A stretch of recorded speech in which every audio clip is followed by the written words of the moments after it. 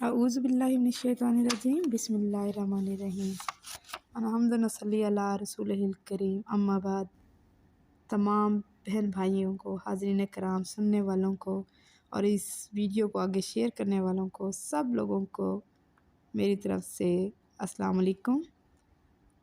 अल्लाह ताला हम सब मुसलमानों को कुरान और सुन्नत के मुताबिक चलने की तौफ़ीक अता फ़रमाएँ।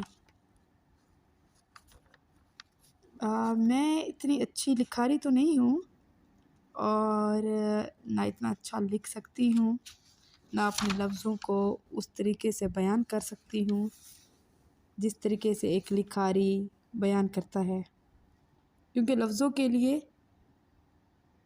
लिखने के लिए अल्फाज़ों का तसलसल और बयान करने का अंदाज़ बेहतर से बेहतरीन होना चाहिए और होता है, और ये सिर्फ़ एक लिखारी ही कर सकता है।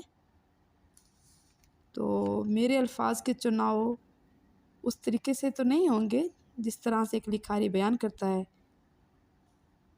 मगर मैं कुछ बोलना चाहती हूँ अपने बिल्कुल सादा फहम अंदाज़ में, ताकि मैं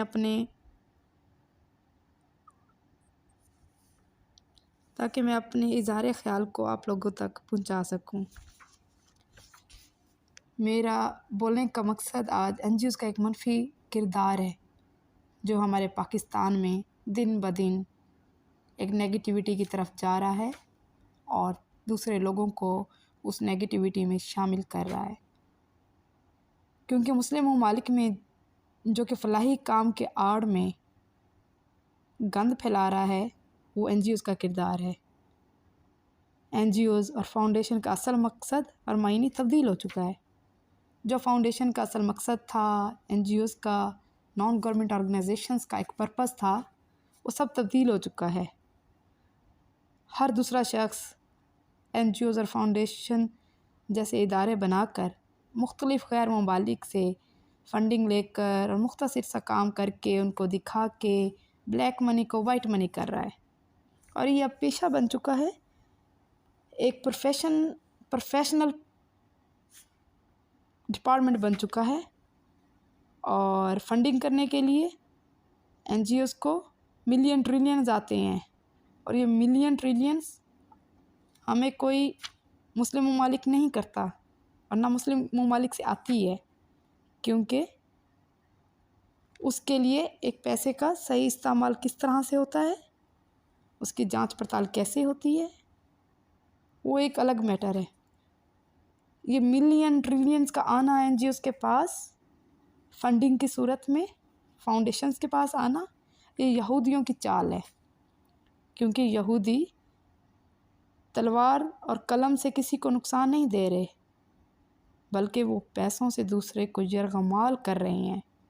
और हम मुसलमान बुनियादी ज़िंदगी की चीज़ों को गुर्बत की लाइन समझकर जायज़ और नाजायज़ हथकंडे शुरू कर दिए हैं, क्योंकि कार, घर, फ्रिज, AC बुनियादी ज़रूरियात हमने समझ ली हैं, और इन चीज़ों को हासिल करने के लिए हमने हर तरह का तरीका इस्तेमाल कर लिया है। हमने सूद को आम कर दिया। हम अपने बुनियादी मकासद कुरान और सुन्नत के मुताबिक चलना, उनके आइन को गली कोनों तक पहुंचाना, वो सब ख़त्म हो चुका है। हम कलमा तो जानते हैं मगर मतलब नहीं, हम कुरान की अरबी पढ़ना जानते हैं मगर मायने नहीं, हम कुरान को ऊंची जगह रखना जानते हैं मगर उसके असूलों को अपना कर दिल में ऊंची जगह नहीं दे रहे।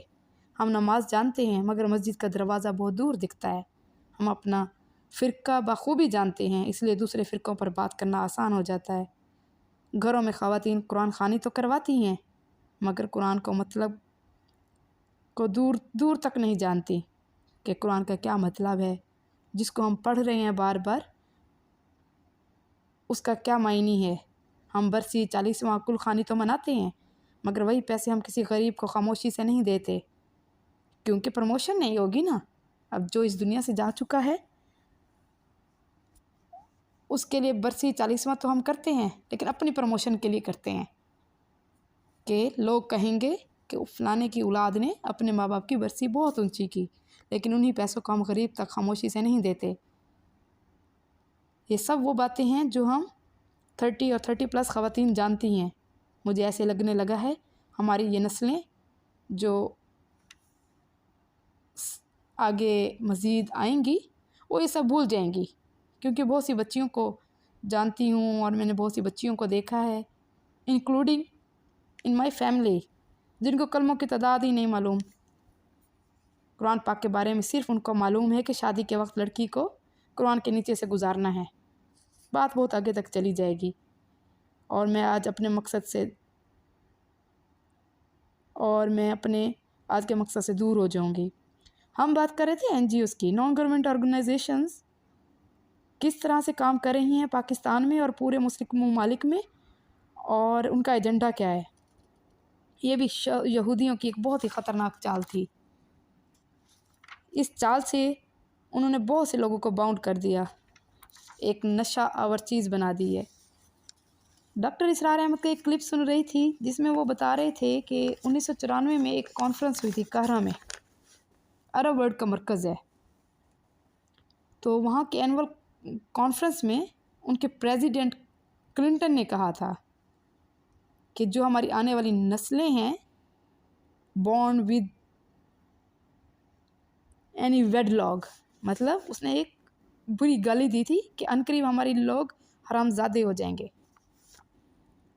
اس کے بعد 1 سال بعد پھر بیجنگ میں ہوئی، جس میں انہوں نے 7 پوائنٹس کو جو ہے سامنے رکھا، اور ان 7 پوائنٹس میں سے کچھ پوائنٹس ہمارے بھی انہوں نے شامل کر دیے تاکہ مسلم ممالک اس کا حصہ بن سکیں، اور مسلم ممالک اس کا حصہ بنے، لیکن زیادہ تر پوائنٹس ان کے اپنے تھے، جس کی وجہ سے ان کو ایک باعزت سمجھا جا رہا تھا۔ اور انہی 7 شکوں کو انہوں نے آئین میں شامل کروا دیا، اور یہی 7 شکیں میں نے موسٹلی NGOs میں دیکھی ہیں جن کو امپلیمنٹ کرایا جا رہا ہے، مختلف طریقے سے فنڈنگ دے کے امپلیمنٹیشنز تک ان کو پہنچایا جاتا ہے، اور یہ امپلیمنٹیشن صرف شہروں تک محدود نہیں ہوتی، گاؤں کونا کونا تک یہ چیز جا رہی ہے، جس میں ان کا پہلا تھا کہ ویمن کا رائٹ ہونا چاہیے، پیس ہونا چاہیے، اور ہومو سیکسولیٹی کو انہوں نے کہا کہ یہ ہونی چاہیے، اور اس کے ساتھ انہوں نے عورت کا گھر میں کام کاج کرنے سے انکار ہونا چاہیے، عورت اگر پریگننٹ ہے، حمل کے دوران تکلیف ہوتی ہے تو وہ شوہر سے اجرت لے، اور ریپ کا جو ہے اس کے میریٹل ریپ کے اگینسٹ جو ہے اس کا بالجبر جو ہے زنا بالجبر نہیں ہونا چاہیے، اور اس میں عورت جو ہے اپنے شوہر کے خلاف بول سکتی ہے، اور وراثت اور طلاق میں بالکل برابری۔ اب یہ کچھ چیزیں ہیں جو انہوں نے مینشن کی، اور انہوں نے ایک بہت اچھی بات مینشن کی کہ انہوں نے کہا یہودیوں کی جو کتاب ہے وہ تورات ہے، اور ان کا ایک فقہ ہے جس میں انہوں نے ایک کتاب لکھی تالمود فقہ کی ایک کتاب ہے، تو وہ جس میں یہ مینشن کیا ہوا ہے کہ باقی جتنے انسان ہیں یہ اصل میں انسان نما حیوان ہیں، ہم لوگ ہیں، صرف ہم لوگ ہی انسان ہیں، تو اسی طریقے سے وہ ہم لوگوں کو باقی لوگوں کے انسان نما حیوان سمجھ کے گھوڑوں کی طرح دوڑا رہے ہیں، اور ہم ان کے پیچھے دوڑتے چلے جا رہے ہیں کیونکہ پیسے کی لت لگ چکی ہے۔ اسی طریقے سے جب یہ ایجنڈا ملا یہودیوں کو تو انہوں نے مسلم ممالک کو تباہ کرنے کی خوب کوشش کی، اور وہ چل نکلے پیسے کو لے کر، سود کو لے کر، جس سے انہوں نے سود کو عام و فہم کر دیا۔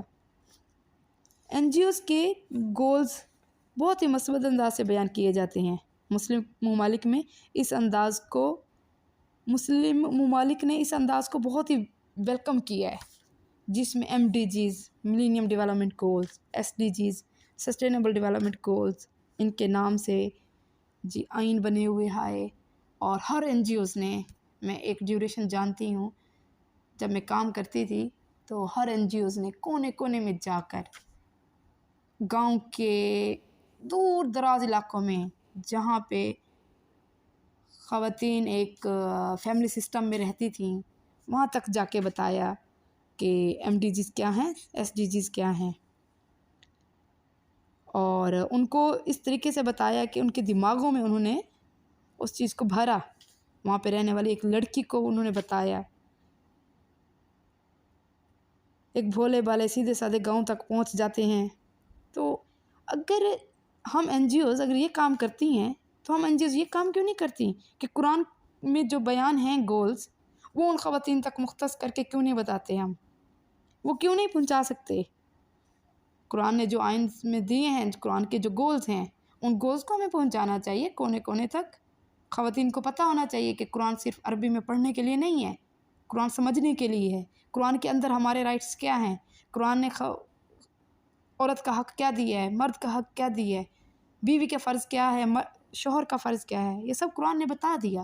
جائیداد میں کتنی تقسیم ہے قرآن نے بتایا. لیکن جب ایک گاؤں کی لڑکی یا ایک شہر کی لڑکی، کوئی بھی لڑکی یا مرد ہو، خواتین ہیں، بچیاں ہیں، بچے ہیں، جب قرآن پڑھتے ہیں تو صرف عربی پڑھتے ہیں. ایون میں خود مائی سیلف عربی پڑھتی تھی. تو ایم ڈی جیز اور ایس ڈی جیز کا مجھے بہت اچھا معلوم ہوتا تھا کہ M D Gs goal, S D Gs goal, I have an right and when I talk to my father then میں فورس کرتی تھی ایم ڈی جی اور ایس ڈی جی جیسے گولز کو. تو میں قرآن کی آیت کو لے کر اپنے فادر کو کیوں نہیں بتا سکتی؟ کیونکہ مجھے معلوم ہی نہیں تھا.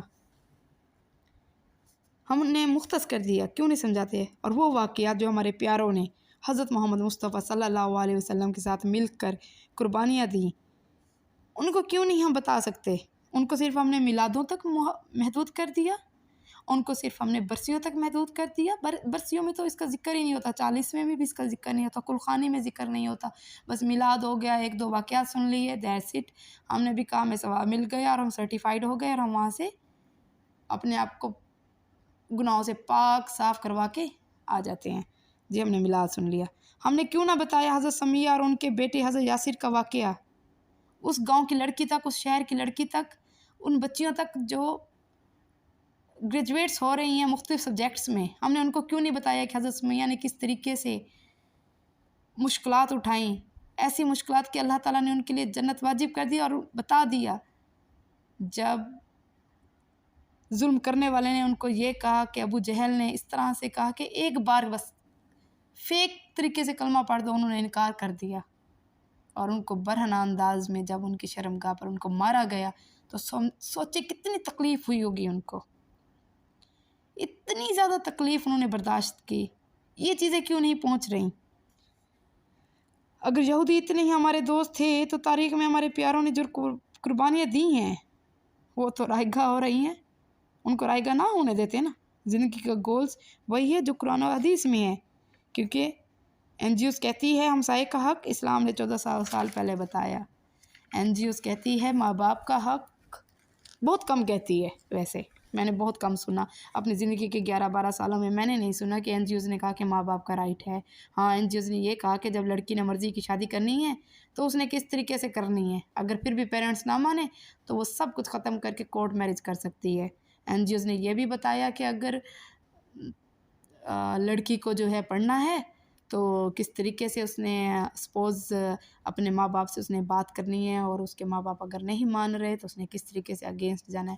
لیکن این جی اوز نے یہ نہیں بتایا کہ جب لڑکی گھر سے باہر چلی جائے گی تو اس کا فائنینشیل ایکسپینس کون اٹھائے گا، اس کی عزت اور آبرو کا خیال کون رکھے گا.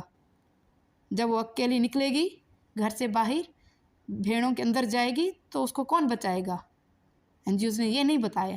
این جی اوز نے صرف ایک شیشہ دکھایا، اور اس شیشے میں لڑکیاں ہماری بیچاری بھولی بھالی معصوم سی میٹرک کی ہوئی لڑکیاں، گریجویشن کی ہوئی لڑکیاں، انٹر پاس فریش گریجویٹس، ان کو وہ شیشہ جب دکھتا ہے ان کو بہت اچھا لگتا ہے. ان کے جب آپ خواب سنیں ان لڑکیوں کے آسمان تک ہے، لیکن ان کو یہ میرٹس نہیں بتائے جاتے، صرف میرٹس بتائے جاتے ہیں.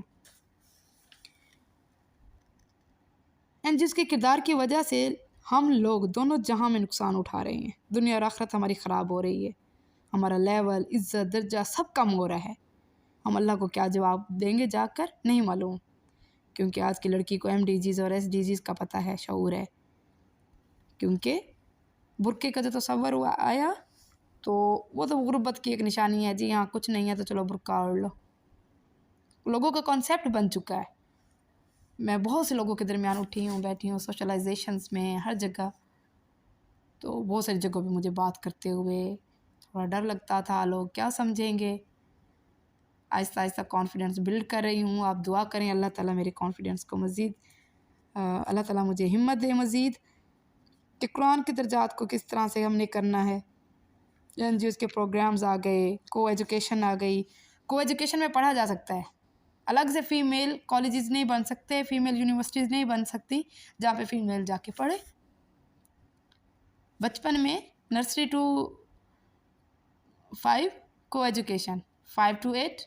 ویسے تو بہت سے اسکولوں میں تو اب تھرو آؤٹ ہی کو ایجوکیشن ہے، لیکن کچھ اسکولوں میں، گورنمنٹ اسکولوں میں ابھی لڑکا لڑکی الگ الگ کلاسیں لیتے ہیں، لیکن گریجویشن کے بعد یونیورسٹیز میں پھر اکٹھے ہو جاتے ہیں. تو یہ اللہ کے ساتھ ایک کھلی عام جنگ ہے جو ہم لوگ کر رہے ہیں، سود لے کر، اللہ کے گولز کو توڑ کر. کیونکہ اللہ تعالیٰ نے کہا کہ ایک تیری چاہت ہے بندیا، ایک میری چاہت ہے. اگر تو سپرد کر دے گا اس کے جو میری چاہت ہے، میں تجھے وہ بھی دے دوں گا جو تیری چاہت ہے. اور اگر تو نے میری چاہت کو نہ مانا تو میں وہ بھی تجھ سے چھین لوں گا جو تیری چاہت ہے. تو ہم تو اللہ تعالیٰ سے ایک کھلی جنگ کر رہے ہیں، اور اس جنگ کے نتیجے میں ہماری نسلیں خراب ہو رہی ہیں. ہم کیا جواب دیں گے جا کر؟ مجھے بہت بہت زیادہ افسوس سے کہنا پڑتا ہے. ہم لوگ یہ بھی نہیں سوچتے کہ ہماری قبر ہے، ہم نے خود جواب دے کر جا کر دینا ہے. ہم اپنا فرض تو نبھائیں نا، ہمیں اپنا فرض نبھانا چاہیے. اللہ تعالیٰ مجھے ہمت دے میرا فرض نبھانے کی، میں حق ادا کر سکوں اس دنیا میں بھی اور آخرت میں بھی اللہ تعالیٰ کے سامنے سرخرو ہو سکوں. بہت دکھ اور تکلیف ہوتی ہے. ہمارا معاشرتی نظام اقدار کو ختم کرنے کے لیے بھرپور کام کر رہے ہیں یہودی. ہمارے سیاسی اقتدار کو، ہمارے معاشرتی اقتدار کو، معاشی اقتدار کو، سب کو جھنجھوڑ کے رکھ دیا ان یہودیوں نے، اور ہم ان کی جال میں پوری طرح پھنس چکے ہیں. جب امریکہ جیسی عظیم قوت کو استعمال کرتے ہوئے ان یہودیوں نے ہمارے سب اقدار کو ختم کر دیا ہے، ہمیں تو اب اپنوں سے جنگ کرنی پڑ رہی ہے. پاکستان کے اندر رہتے ہوئے ہمارے بہت سارے ایسے اچھے اچھے اخلاقیات کے اسلامیات میں چیپٹرز تھے جن کو ختم کر دیا گیا ہے. سعودی عرب میں بہت ساری چیپٹرز کو ختم کر دیا جس میں جہاد تھا. میں تو بہت مجھے افسوس سے کہنا پڑتا ہے کہ ہم ٹام کروز اور دوسرے ناولز، لٹریچرز کے ناولز تو پڑھتے ہیں، لیکن ہم ان میں اس سائڈ پہ آتے ہی نہیں ہیں، کیونکہ ہمارے گھروں میں اب کتاب سے دوری ہے اور سوشل میڈیا ہے جس پہ کنٹرول کرنا بچے پہ مشکل ہے. اللہ تعالیٰ ہم سب کو اور اس دنیا میں قرآن اور سنت کے مطابق چلنے کی توفیق عطا فرمائے. یا اللہ، اے میرے مالک، اے میری کائنات، اے مالک کائنات، ساری حمد تیرے لیے ہے. تو مالک ہے ہر اس چیز کا جو آسمان اور زمین میں ہے، اور اسی کے لیے حمد و آخرت بھی ہے. اور تو ہی بڑی حکمت والا ہے اور سب کچھ جانتا ہے. بدل دے ہمارے دلوں کو ہمارے آخرت کی بہتری کے لیے، اور ہمیں اور ہمارے بہن بھائی، رشتہ دار، دوست، احباب، پڑوسی، ہر وہ شخص جو سن رہا ہے اور جو نہیں سن رہا، سب کو دنیا اور آخرت میں بھلائی عطا فرما اور سب کے معاملات کو بہتر سے بہترین بنا دے. یا اللہ، تو ہی مالک ہے، تو ہی رازق ہے. تجھے کسی سبب کی ضرورت نہیں، تجھے کسی بہانے کی ضرورت نہیں. اے میرے رب، ہمیں نماز پڑھنے، زکوٰۃ دینے کی توفیق دے. جس طرح تیرا حکم ہے بار بار قرآن کے ذریعے، ہمیں اس پر عمل کرنے کی ہمت و طاقت دے. ہمیں اس قابل بنا دے کہ ہم تیری اطاعت میں کوتاہی نہ کریں. وَأَقِیمُوا الصَّلَاةَ وَآتُوا الزَّکَاةَ، آیت نمبر 177 سورۃ بقرہ. جس طرح تیرا حکم ہے بار بار ہمیں یاد دلایا جا رہا ہے، اسی طرح تیرے حکم کے آگے ہم اپنا سر جھکائے رکھیں. تو ہی مالک ہے جو ہمارے دلوں کو بدل سکتا ہے. بے شک مرتے وقت کلمہ نصیب ہو. اشہد لا الہ الا اللہ وحدہ لا شریک لہ واشہد ان محمدا عبدہ ورسولہ.